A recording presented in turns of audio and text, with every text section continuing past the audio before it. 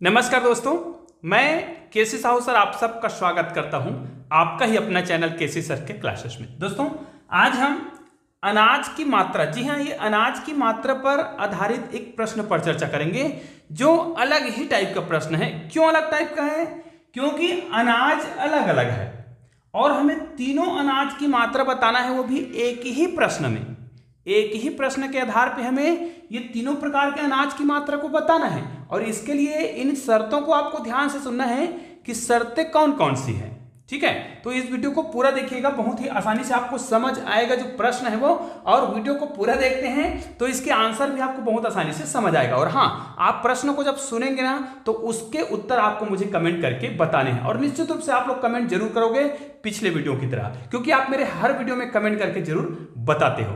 तो आइए हम प्रश्न को देख लेते हैं। सबसे पहले तो यह है कि हमारे पास तीन प्रकार के अनाज हैं, है ना। और ये तीन प्रकार के अनाज इसलिए लिए गए हैं क्योंकि हम सभी जानते हैं कि अनाज का जो साइज होता है, जैसे गेहूं है, चावल है, जौ है, इनका जो साइज है ना वो अलग अलग होता है। किसी का साइज थोड़ा छोटा होता है, किसी का साइज बड़ा होता है। तो इसको यदि हम किसी बोरी में भरेंगे, जैसे यहां पर हमने एक बोरी बना रखा है, तो गेहूं को भरेंगे तो उसकी मात्रा अलग आएगी, चावल को भरेंगे तो उसकी मात्रा भी अलग आएगी और जौ को भरेंगे उसकी मात्रा भी अलग आएगी। ऐसा क्यों बोल रहे हैं? क्योंकि भाई जिसका साइज बड़ा होगा, है ना, जैसे अगर गेहूं का साइज बड़ा है तो वो कम मात्रा में आएगा, चावल का साइज यदि छोटा है तो अधिक मात्रा में आएगा, और यदि साइज बड़ा है तो क्या होगा?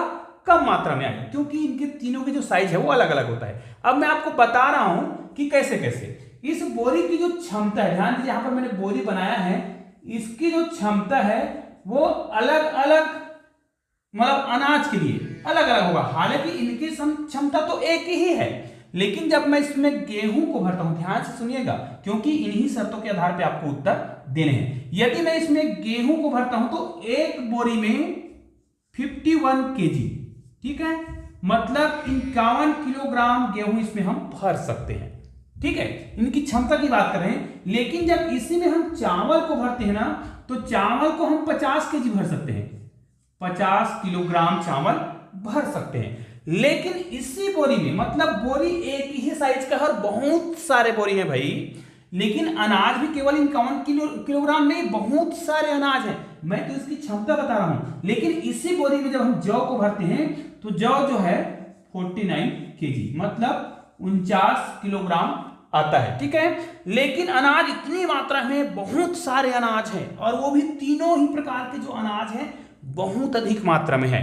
तो जब सारे अनाज को इसी प्रकार के बोरी में भर लिया जाता है, क्योंकि उनके पास जो बोरी का जो साइज है वो एक ही प्रकार के हैं, और तीनों प्रकार के अनाज को जब बोरी में भरा गया सारे अनाज को, तो सारे अनाज को भर लेने के बाद लास्ट में उनके पास, इसी बोरी में भरा गया तो लास्ट में उनके पास गेहूं जो है ना, ध्यान दीजिएगा, यहां पर मैं शेष की बात कर रहा हूं, कितना बच जाता है। तो गेहूं जो है ना 3 केजी शेष बच जाता है पूरे गेहूं को भर लेने के बाद। उसी प्रकार यहां पर देखिए, ये जो है ना, कौन, चावल जो है ये 2 केजी बच जाता है, और जौ जो है 1 केजी बच जाता है, 1 किलोग्राम। तो अब आपको इन शर्तों के आधार पे बताना है भाई कि गेहूं की जो संपूर्ण मात्रा है, पूरा जो मात्रा है वो कितना किलोग्राम था, या फिर चावल टोटल कितना किलोग्राम था, या फिर जौ जो है कितना किलोग्राम रहा होगा जब उसको पूरा भरा गया, पूरा बोरियों में भर लिया गया। तो 1 केजी ग्राम बचा, इनका चावल 2 केजी बचा और गेहूं जो है 3 केजी बचा। ठीक है, कुल मिला के इनकी जो मात्रा है, तीनों की मात्रा आपको मुझे बताना है कि कितना है। तो अब आपका टाइम प्रारंभ होता है। हाँ, यहां पर आप वीडियो को रोक दीजिएगा, थोड़ा से रफ वर्क कीजिए और इसका उत्तर मुझे कमेंट करके जरूर बताइएगा। और दोस्तों आपको एक बात बता दूं, यदि आपने चैनल को सब्सक्राइब नहीं किया है ना, तो चैनल को सब्सक्राइब जरूर कर दीजिएगा। क्यों? ये देखिए कितने लोगों ने सब्सक्राइब किया है। वीडियो देखते बहुत लोग हैं लेकिन सब्सक्राइब नहीं करते हैं। तो दोस्तों आप लोग चैनल को सब्सक्राइब कर दीजिए, बेल आइकन को प्रेस करके आल को टच कर दीजिएगा, क्योंकि इसी प्रकार के बेहतरीन वीडियो का नोटिफिकेशन आपको तुरंत मिलेगा और आप उन वीडियो का लाभ उठा पाएंगे। तो आइए अब हम इसके सॉल्यूशन, इसके जो उत्तर है उस पर चर्चा करते हैं। हालांकि इस प्रकार के मैंने बहुत सारे वीडियो बनाए हैं जिसको आप लोगों ने खूब पसंद किया है, और आपने अगर वो वीडियो नहीं देखा है तो इस वीडियो के डिस्क्रिप्शन बॉक्स में आपको बहुत सारे वीडियो के लिंक मिल जाएंगे, उन्हें आप देख सकते हैं। आइए इस प्रकार के प्रश्नों को हम हल करने का प्रयास करते हैं। इस प्रकार के जब भी प्रश्न बनाया जाता है तो आप लोग निश्चित रूप से जानते हैं कि जो दिया रहता है, ठीक है, जैसे यहां पर 51 kg ग्राम है ना, 50 kg और 49 kg दिया हुआ है, तो इनका हमें क्या करना पड़ेगा, इनका हमें सिंपल सा क्या कर लेना है, एलसीएम निकाल लेना है। और एलसीएम निकालना बड़ा आसान होता है। तो चलो हम एलसीएम निकालेंगे तो इन संख्याओं को पहले गुना कर देते हैं। क्यों? क्योंकि इस वीडियो के माध्यम से मैं आपको छोटा छोटा ट्रिक भी बताते रहूंगा ताकि आपको आसानी से समझ में आए। जैसे इनको इनसे मैं गुना करूं तो यहां पर क्या कर देता हूं, देखिए 49 गुना मैं 51 करूंगा। ऐसा क्यों करूंगा, यहां पर देखिए, क्योंकि 1 से गुना करेंगे तो इतना ही आएगा। अब 5 से गुना करेंगे 9 5 45 का 5 हासिल 4 आएगा, और ये 5 चौक 20 होगा, 20 और 4 हो जाएगा 24। तो यहां पर कितना आ गया, ये देखिए 9 5 4, ये भी 9 होगा और ये 4 हो जाएगा और ये 2। अब यहां पर देखिए मुझे इसको गुना करना है किससे, 50 से। तो ध्यान दीजिए 50 से गुना करने का एक बेहतरीन ट्रिक मैंने बताया है अपने वीडियो के माध्यम से। जब भी किसी संख्या को 50 से गुना करना हो या भाग करना हो, दोनों ही ट्रिक मैं आज आपको बताने वाला हूं। जैसे 50 से इनको गुना करना है तो ध्यान दीजिए, यदि इसको मैं 2 से गुना कर दूं और 2 से भाग दे दूं तो ये सरल हो जाएगा। क्यों? क्योंकि इसके बराबर क्या हो जाएगा जी, इसके बराबर तो 50 दूनी 100, चलो इसके बराबर मैं 100 लिख देता हूं, है ना, क्योंकि ये विधि आपको बता रहा हूं। तो इसके बराबर तो 100 हो गया, मतलब इसको मैं केवल 2 से भाग बस दे दूं, और 100 से गुना करना तो बड़ा आसान है। तो चलो इसको हम 2 से भाग देते हैं, कितना आएगा, देखिए 2 1 का 2, यहां पर कितना आएगा 2 दूनी 4, यहां पर कितना आएगा 9 है, तो 2 चौक 8, ठीक है। यहां पर 1 बचा और ये कितना हो गया 19, तो कितना हो जाएगा 2 निया 18, ठीक है। उसके बाद कितना आएगा, 1 बचा है, तो हम क्या करेंगे, अब दशमलव लगाएंगे। दशमलव लगाने के बाद कितना बचा है, 1 बचा है, तो कितना आ जाएगा 2 पंचे 10 हो गया। लेकिन याद रखिए हमने केवल इनको 2 से भाग दिया है, अब इसी को हमें क्या करना है, 100 से गुना करना है। आप ट्रिक को फटाफट कर सकते हैं, मैं सिखा रहा हूं इसलिए टाइम लग रहा है। अब देखिए इसको 100 से गुना करेंगे तो क्या होगा, दशमलव यहां पर है तो जब 2 0 इसमें लगेगा तो एक ही इधर सरक जाएगा दशमलव, मतलब 1 2 4 9 5 और 0, ये आपका आंसर हो गया। देखिए हमें 50 से गुना ही नहीं करना पड़ा, हमने डायरेक्ट क्या कर दिया, 2 से भाग दे दिया, हमारा आंसर आ गया। मतलब इसका जो लघुत्तम समापवर्तक है वहां पर यहां पर लिख देते हैं कि लघुत्तम समापवर्तक इसका कितना आ गया है, इसका लघुत्तम समापवर्तक आ गया है 1 2 4 9 5 0। मतलब ये वो संख्या है ना, अगर हम उन अनाज को भरे तो इतनी मात्रा में तो पूरा अनाज भर जाएगा। लेकिन हमें क्या करना है, यहां पर क्या लिखा है, 51 kg आता है इसमें, तो 3 kg शेष बचता है, इसमें 2 kg शेष बचता है और इसमें 49 kg शेष बचता है।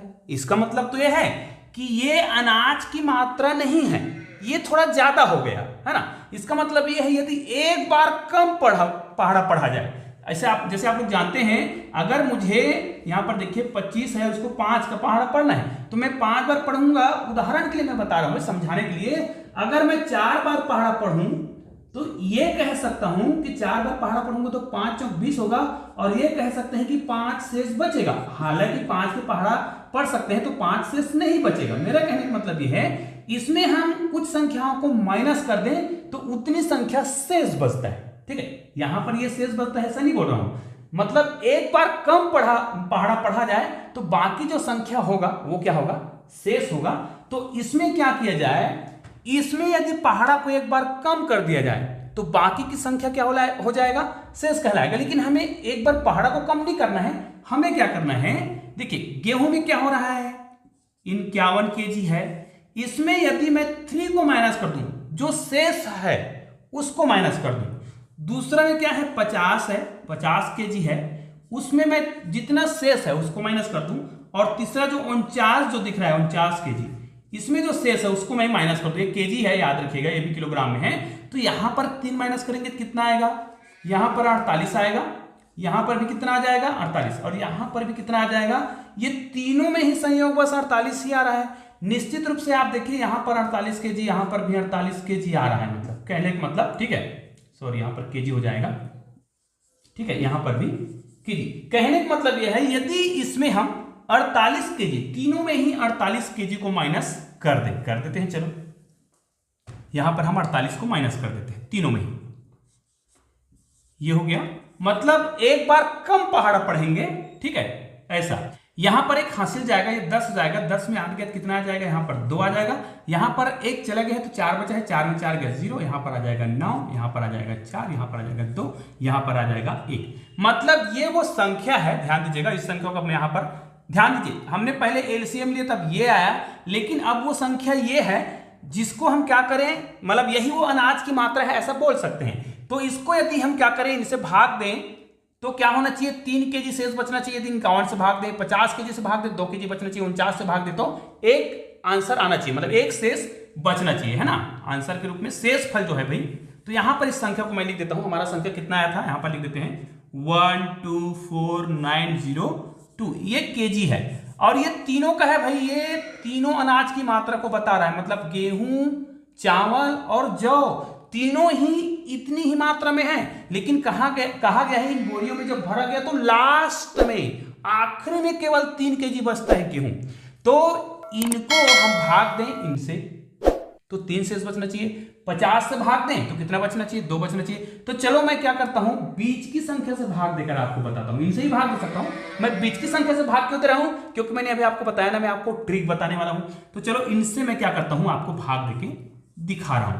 तो भाग देने के लिए मैंने आपको बताया था, देखिएगा 1 2 4 9 0 और 2, यहां पर आप जब 50 से भाग दोगे तो मैंने बताया था कि आपको 50 से गुना या भाग करना है तो बड़ा सिंपल सा मेथड होता है, इसको आप क्या करिएगा 2 से गुना और 2 से भाग कर दीजिए। ऐसा करने से हमको फायदा होता है। नीचे में क्या बन जाता है, देखिएगा नीचे में आपका बन जा रहा है कितना, 100, और किसी भी संख्या को 100 से भाग देना बड़ा आसान होता है। बस आप इसको क्या कर दीजिएगा, 2 से गुना कर दीजिए, मैं करते जाता हूं, देखिएगा 2 दूनी 4, 2 शून्य 0, 9 दूनी 18, 18 का 8, हासिल कितना आ जाएगा 1, फिर 4 दूनी 8 और 1 9, यहां पर कितना जाएगा 2 दूनी 4 और यहां पर 2 1 कम 2।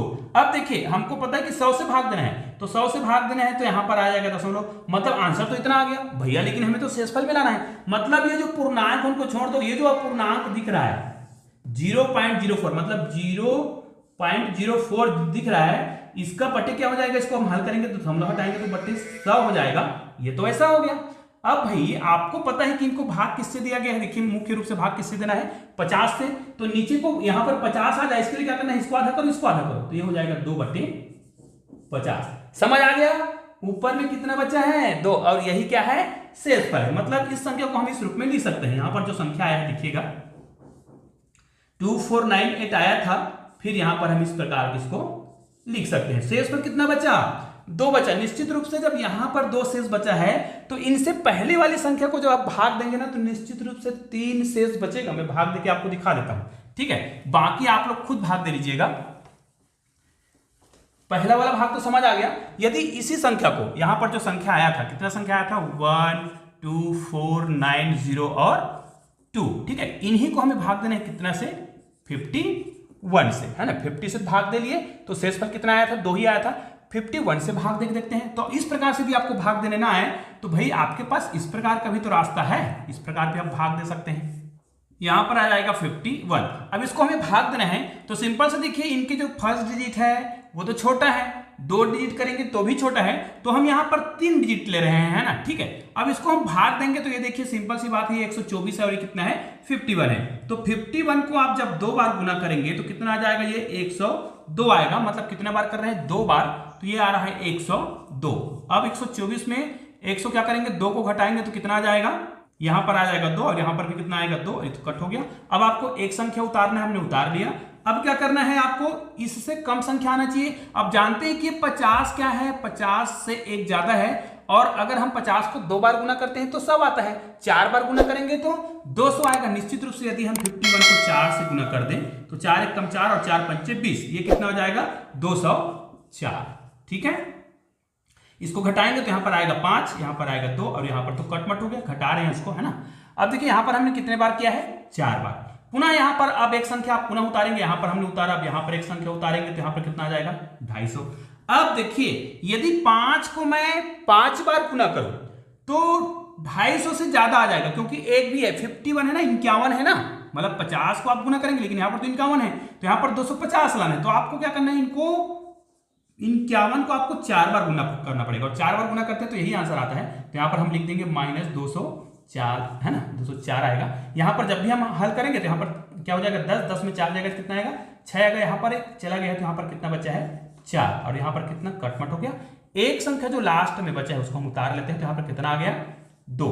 अब क्या करना है, इसको पुनः आपको भाग देना है। आप देख सकते हैं कि ये क्या है, 4 है और 462 है, मतलब तो 462 है भाई, और ये 50। अगर हम इसको 50 माने तो कितना बार गुना करेंगे तो 400 आ जाएगा, 8 बार में 400 आ जाएगा, लेकिन ये 862 है, मतलब अगर 9 बार गुना किया जाए, इसका मतलब ये है गुणित 9 कर दिया जाए, तो 9 एकम 9 और 9 पंचे 45, ये हो गया आपका 459। यहाँ पर 4, 5 और 9, 459 हो गया। अब इसको जब आप घटाओगे तो घटाकर देख लीजिए कितना हो जाएगा, हाथ से जाएगा तो 12 हो जाएगा, 12 में 9 जाएगा कितना आएगा, 3 आ जाएगा। यहाँ पर कितना बचा, 5, तो 1 कट गया, यहाँ पर भी कितना, 4 कट गया। अब देखिए ये क्या है आपका शेष फल, तो आपका ये जो शेष फल आया है ना, ये वाला, ये किसके लिए है, इसके लिए है। निश्चित रूप से आपने देखा कि अनाज की जो मात्रा है, तीनों प्रकार की जो अनाज की मात्रा है वो कितना होगा, इतना केजी होगा, ये तय है। अब इसको आप लोग खुद भाग देकर देख लीजिएगा, इस संख्या को आप 49 से भाग खुद दीजिएगा, आपको पता चल जाएगा कि 1 केजी ही शेष बचेगा। तो दोस्तों निश्चित रूप से आपको ये गणित पसंद जरूर आया होगा और निश्चित रूप से आप इसे अपने दोस्तों को शेयर जरूर करेंगे। और हाँ, आपने अभी तक चैनल को सब्सक्राइब नहीं किया है ना, तो नीचे चैनल का लोगो दिखाई दे रहा है, उसको क्लिक कीजिएगा और चैनल को सब्सक्राइब कीजिएगा। बगल में 2 शानदार वीडियो दिखाई दे रहा है, उसको क्लिक करके वीडियो को जरूर देखिएगा, बहुत ही शानदार वीडियो है। तो दोस्तों मिलते हैं ऐसे ही बेहतरीन वीडियो के साथ, तब तक के लिए जय हिंद, जय भारत।